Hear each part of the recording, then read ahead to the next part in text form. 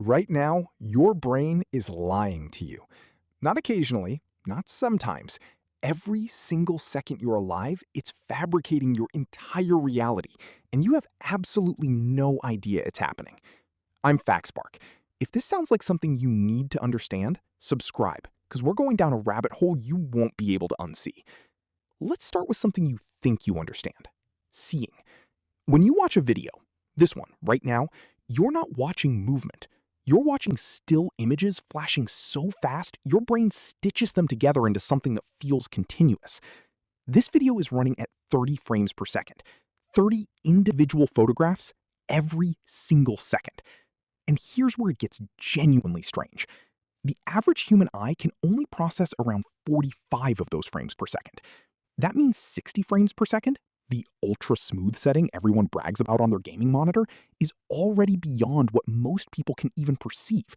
About a quarter of the population can actually appreciate 60 frames per second.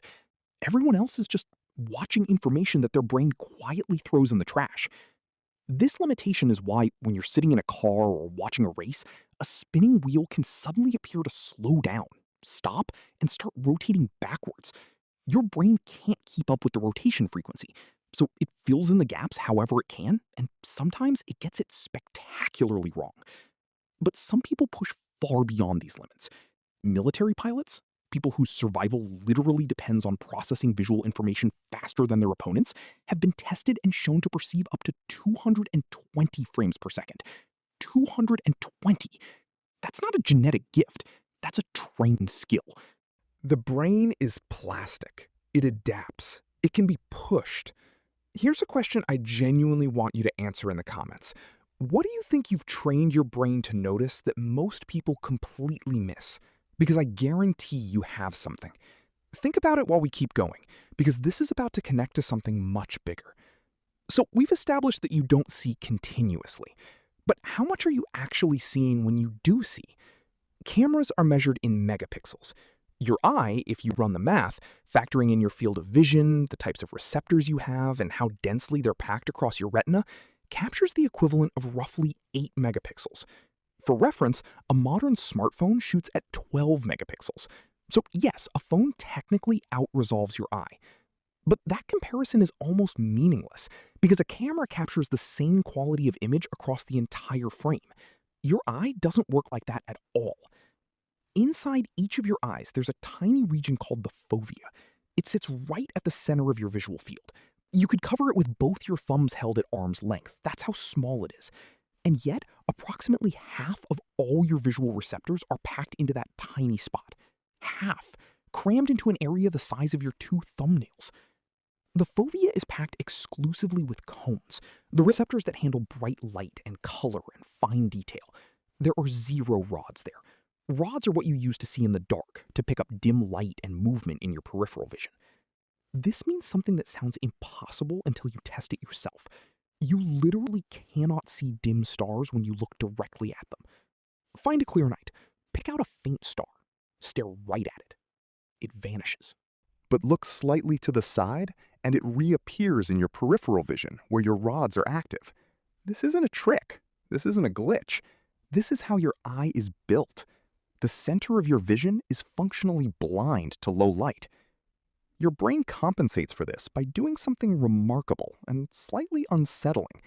It takes the rich detail from your fovea and blends it with the lower quality peripheral information to construct a seamless, high-resolution image that doesn't actually exist. The image you think you're seeing right now is partly real and partly invented.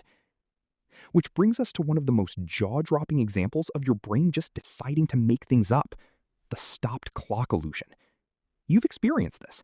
You glance at a clock, the one on the wall, the one on your phone, and for just a moment, that first second seems to last longer than the ones that follow, like time itself briefly paused. Here's exactly what's happening. The moment your eyes move from one point to another, the images captured during that movement are blurry, chaotic, and useless. Your brain knows this, so it deletes them. It erases the footage from your memory before you even have a chance to notice it existed.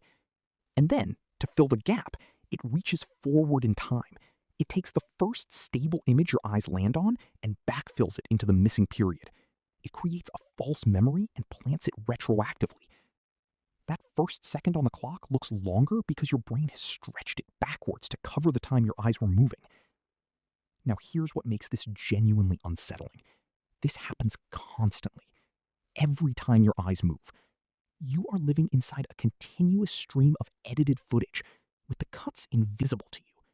And if you do the math, over a lifetime of 70 years, the total accumulated time your brain has quietly erased and replaced amounts to roughly 2 years of false memories. 2 years of your life that never happened the way you remember them. And that's before we get into something even simpler. Your nose. You have a nose. It is always in your field of vision. It is there right now. But until someone tells you to look for it, your brain classifies it as irrelevant and filters it out entirely. You are quite literally not seeing something that is physically in front of your eyes. But the brain can't always cover its tracks. When the frame rate drops low enough, the illusion starts breaking down. Take a fluorescent light. To you, it looks like it emits steady, continuous light. But point a high-speed camera at it, and you'll see what's actually happening. It's switching on and off 60 times per second. 60 cycles per second. Every fluorescent light in every office and classroom and hospital in the world, constantly flickering. You've spent your entire life surrounded by blinking lights and had absolutely no idea. They're designed to flicker at 60 Hz precisely because that sits at the edge of what most people can detect. It's the sweet spot where the illusion holds. But drop that frequency, take it down to 15 cycles per second, half the threshold, and something strange happens to your perception. Your brain can no longer fill the gaps. The darkness between the flashes becomes perceptible. And when that happens, time starts to feel like it's slowing down. This is why certain nightclubs and art installations use low-frequency strobe lights. Not just for aesthetics, there's genuine perceptual science behind it. In a room pulsing at low frequency, your environment seems to move in slow motion. Your mind feels sharp, quick, ahead of everything around it. You appear to have more time to react. Because in a very real sense, you do. Your brain is receiving half the information in the same amount of time and filling the gaps with its best guesses. And this is where the science stops being about party tricks and becomes genuinely philosophical. Because now we have to ask the question this whole video has been building toward. Is 1 second the same for everyone? The answer is no, not even close. The experience of time is directly tied to how much information a brain can process per unit of time. More processing speed means more subjective time experienced, and this varies enormously across species. Fruit flies can process and perceive up to 4 times more frames per second than humans can. To a fruit fly, you move in slow motion. When you raise your hand to swat one, it has already processed the threat, computed an escape route, and is gone before your hand is halfway through its arc. You're not clumsy. You're operating on a different timescale. The fly isn't faster. It's living in a world where your movements are as slow and telegraphed as a tree falling. Smaller animals tend to have faster metabolisms, faster neural processing, faster subjective time. Their hearts beat faster. Their neurons fire faster. Their cones and rods refresh faster. Everything is accelerated. A hummingbird, a fly, a mouse, they are each experiencing a longer subjective lifetime than you are, even if they live for far fewer years by the clock. An elephant, on the other hand, processes the world more slowly. It misses details you would catch. But it doesn't need to catch them. Nothing in its environment threatens it fast enough to matter. This scales all the way to a thought experiment that will stick with you. Imagine a conscious being with no senses at all. No sight, no sound, no touch, no taste. No information coming in. What would time feel like? Without sensory input, there's nothing to process, no frames arriving. The answer is that time, as a subjective experience, wouldn't exist. Each moment would feel simultaneously eternal and instantaneous. Life would pass in what felt like a single, infinite, undifferentiated instant. Which means the time you experience isn't a property of the universe. It's something your brain constructs. It's a model, an interpretation, an illusion, and a remarkably convincing one. So what is time, actually? Not subjective time, real time, physics time. Aristotle said, more than 2,000 years ago, that time is the most unknown of all unknown things.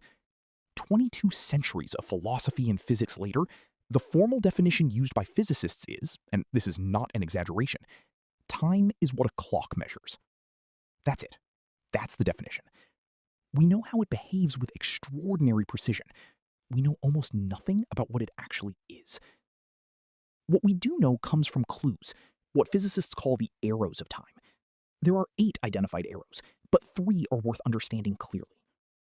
The thermodynamic arrow. The universe's energy is always becoming less useful. Order breaks down. Ice melts. Coffee goes cold. Things fall apart. Entropy always increases. And this process is not reversible. The probability of your coffee spontaneously uncooling and reforming into a neatly hot cup is not low. It is 0. There are configurations of matter and energy in the universe that have occurred and will never occur again, because the conditions that allowed them no longer exist. The psychological arrow. You remember the past and not the future. This sounds obvious, but it isn't trivial. It tells us something about the asymmetry of time. Causes precede effects. Memory is a record of what has already reduced entropy. The future hasn't generated those records yet. The cosmological arrow. The universe is expanding. Every moment there is more space-time than there was before. We cannot return to a smaller universe. That direction is permanently closed. These 3 arrows all point the same way, and they point that way consistently, everywhere, always. That asymmetry is not coincidental. It is a fundamental feature of reality, and it is why the past and future feel different, not just perceptually, but physically. But here's where Einstein changed everything. Time isn't separate from space. It's part of the same fabric, what physicists call space-time. And that fabric can be stretched and warped. It responds to gravity. It responds to velocity. This isn't theoretical. It's been measured. The GPS satellites orbiting Earth right now have clocks that run at a measurably different rate than clocks on the surface. Not because of a design flaw, because time actually passes faster for them. They are further from Earth's gravitational center, further from the gravitational well, and that changes the rate at which they experience time. Their clocks have to be deliberately slowed down to stay synchronized with ours. If engineers didn't account for this, your GPS would drift by kilometers per day. The only difference between you and that satellite is position in space. But that difference in space creates a difference in time. So when we said earlier that different organisms experience time differently because of processing speed, that was the perceptual truth. Here's the physical truth.